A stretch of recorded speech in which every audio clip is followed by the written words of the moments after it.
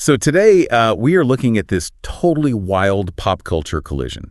I mean, we are talking about a wholesome $2 million wedding donation from Taylor Swift and Travis Kelce that somehow, inexplicably, led to Dolly Parton being accused of demonic human sacrifice. It really is like the ultimate digital whiplash. You have these two modern titans of pop culture making this massive, incredibly generous donation to a beloved icon's children's literacy charity, the Imagination Library. Right, which is amazing. Exactly. It should be the most heartwarming story of the entire year. But instead, Dolly recorded this short little thank you video, and the internet just immediately set it on fire with, honestly, some of the most bizarre conspiracy theories you will ever encounter.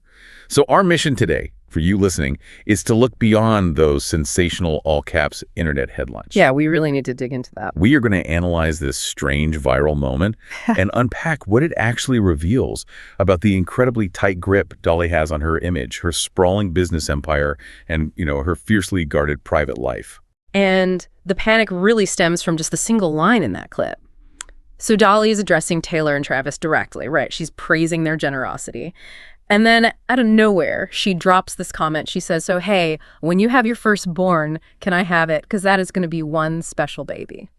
And the digital echo chamber just lost its collective mind. Completely lost it. The prevailing chatter overnight literally became, who casually asks for a firstborn child unless they are sacrificing it? Right, like went from zero to demonic ritual in record time. But the paranoia wasn't just about the words. People started heavily dissecting every single frame of this compressed little clip, looking for, visual anomalies. Oh, total. Viewers zeroed in on her body language. Throughout the video, Dolly makes this point of keeping her hands completely still and folded. But right as she asked for their firstborn, she suddenly brings her hands up to her chest and flashes this specific gesture. And online commentators immediately labeled it a devil horn or a ball hand sign. Which is wild. But because she kept her hands so still before and after, the theory circulating is that it was this calculated secret signal, like she's flashing her membership card to some elite Hollywood cabal. Exactly. And the scrutiny got even weirder, if you can believe it. People zoomed in on her face, claiming her eyes looked lizard-like. Oh, the lizard people theory. It always comes back. Always. And others noticed this strange gray patch, almost like a missing chunk of makeup visible on her skin. So that single visual quirk birthed a whole new branch of viral discussions claiming the video is completely AI generated. Or, the darker theory that the real Dolly has been gone for a while, and this is some Illuminati figurehead demanding a human sacrifice as a wedding tax or something. Right, but if you step out of that paranoid echo chamber for just a second, the reality is much more mundane. I mean, that so-called devil horn hand sign, she has been using the American Sign Language sign for I love you for years. It is essentially just a nervous fidget for her. And let me just pause on the huge jump from an awkward video to full-blown demonic sacrifice. Think about it. Have you ever paused a FaceTime call with your own grandma at the exact wrong millisecond? Oh, absolutely. It's terrifying. Right. Anyone looks like a glitching AI if you freeze frame them mid-blink. Half the time, my grandma's forehead takes up the entire screen, and she looks like she is buffering. It doesn't mean she is in the Illuminati. It just means she is an 80-something-year-old navigating digital video. That is a perfect encapsulation of the digital distortion effect. And as for the whole give me your firstborn comment, I mean, we are talking about a woman whose massive philanthropic track record is entirely focused on helping children get free books. The comment was almost certainly just a clunky forced joke. Yeah, like inner circle banter that simply didn't translate well on camera. Exactly. And, the irony of all these mind control theories is that they completely strip her of her agency. They paint her as a pawn in some dark Hollywood machine when, historically, she has always been the one pulling the strings in the music industry. Oh, she is the ultimate boss. To understand how much leverage she actually holds, you just have to look at how she handles her publishing rights. For a little context, keeping your publishing rights means you own the underlying composition of your music. Which is where the real money is, right? Oh, 100%. Every time a song is played on the radio, streamed, or bought, a percentage of that money goes directly into your pocket rather than a record label's. And a lot of modern pop stars sell these catalogs for massive upfront cash payouts. But Dolly, she has never sold hers. Which brings us to one of the most legendary showdowns in music history, the Elvis Presley incident. Yes. So back in the 1970s, Elvis heard Dolly's song, I Will Always Love You, and he really wanted to record it. He even sang it to Priscilla on the courthouse steps when they were finalizing their divorce. Wait, really? I actually didn't know that. Yeah, it's a crazy detail. And Dolly was thrilled, obviously. Having Elvis cover your song in that era was the ultimate golden ticket for exposure. But the night before the recording session, Elvis's manager called her. Ugh, the infamous Colonel Tom Parker. The Colonel himself. Mm-hmm. And he laid down an ultimatum. He basically said, Elvis doesn't record anything unless he gets half the publishing rights. Wow. I mean, the pressure to fold in that moment must have been monumental. You're essentially saying no to King of Rock and Roll. But she flat out refused.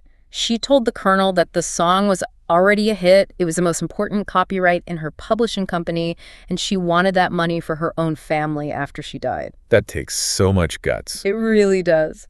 She went home that night and cried because she was heartbroken to lose the opportunity, but she held her ground. And the payoff for that stubborn brilliance is just staggering. Because she kept those rights. Think about what happened when Whitney Houston turned I Will Always Love You into one of the biggest, most globally successful mega hits in history. Oh, it was massive. Dolly alone cashed every single one of those checks. I mean, if there really were a shadowy music cabal controlling the industry, they would have swooped in and taken her catalog decades ago. She isn't an industry victim. She is a master chess player who just happens to dress like a Vegas showgirl. It's so true. But the tension between that glittering, hyper-constructed public persona and her private reality is staggering. People see the loud facade and assume they know her, but that entire persona is really a highly engineered shield designed to protect a fiercely private existence. Even on a physical level, it is literally a shield. For years, fans wondered why she never shows her bare arms. Well, it turns out Dolly wears specialized silicone suits under her stage clothes. Yeah, people online were shocked by this. They cover her arms and chest to maintain a smooth, flawless look, but the real purpose is actually to hide a collection of tattoos. Right, and they aren't like full sleeves of traditional tattoos. They are small pastel designs, butterflies, little angels, things like that.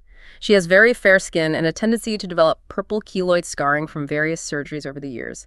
When the scars wouldn't fade, she used these pastel tattoos to disguise them. So she is literally wearing a silicone second skin over her real skin, which is tattooed to cover scars. It is layers upon layers of physical protection, and that perfectly mirrors her emotional facade. The Dolly we see is a character.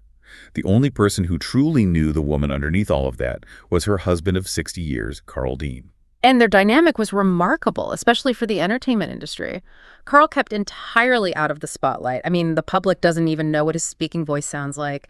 He allowed her to be the shining star, and in return, he offered her a completely private sanctuary away from all the cameras. But sadly, Carl recently passed away after a long period of suffering. After 60 years together, that loss is just unimaginable. And her response to it was so incredibly revealing. She recently mentioned putting several beautiful, joyful ideas and projects on hold. And her explanation was that she simply cannot afford the luxury of getting that emotional right now. The luxury of getting emotional. That phrasing lays bare exactly how much energy it takes to keep her brand running.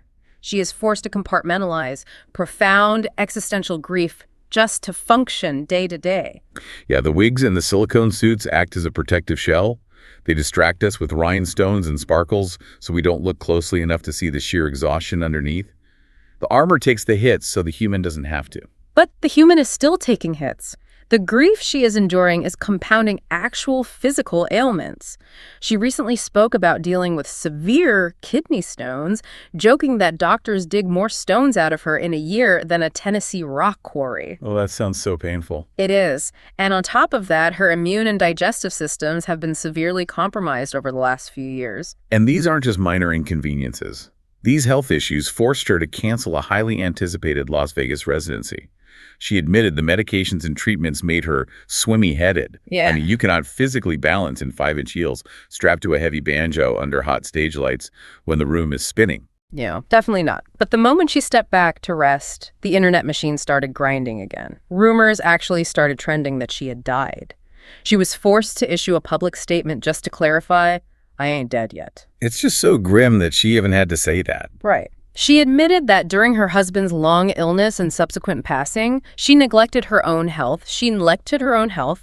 She let herself go, and now she is paying the physical toll while trying to rebuild. Yet the business marches on. Just recently, it was announced that a massive new Broadway musical about her life, simply titled Dolly, is set to open. And the opening night is scheduled for January 19th, which is her 81st birthday. And that announcement creates such a jarring dissonance. You see the online chatter shifting from concern to skepticism. People are questioning if Dolly is even the one posting these health updates. Like, is there just a massive corporate team keeping this incredibly profitable brand moving forward while the actual woman is too sick to perform in Vegas? Is she driving the bus or is she trapped on it? It really forces you to look at the psychology behind how we treat celebrities. We demand endless access and absolute immortal perfection from them. And the very second Dolly Parton shows a crack in that rhinestone facade, whether it's a clunky video message, a canceled show because she's dizzy, or a moment where she admits she can't handle the luxury of her own grief, the internet immediately leaps to the most extreme conspiracies. Because honestly, inventing a massive demonic conspiracy is psychologically easier than accepting the uncanny valley of an aging icon. It is deeply uncomfortable for the public to reconcile the immortal Dolly character with the reality of an elderly woman navigating a painful, lonely chapter of her life.